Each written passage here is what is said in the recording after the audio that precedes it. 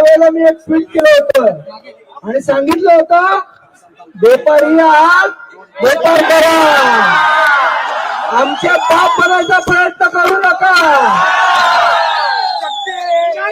महाराष्ट्रामध्ये मराठीचा अपमान करण्याचा प्रयत्न केला तर कानाखालीच बसेल.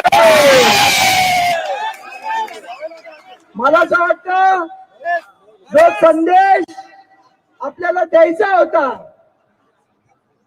इथे येऊन दादागिरी नाही करायची 2000 महिल्यावर येऊन.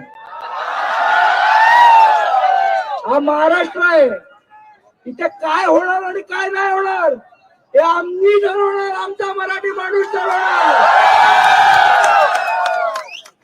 इथे वेळ धंदा करायला आलाय ना, गपचूप धंदा करा. इथल्या राजकारणात ट्याव करू नका.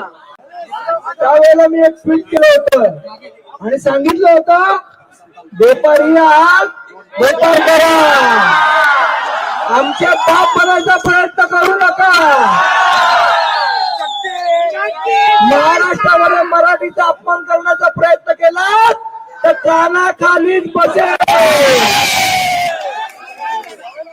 मला असं वाटतं जो संदेश आपल्याला द्यायचा होता,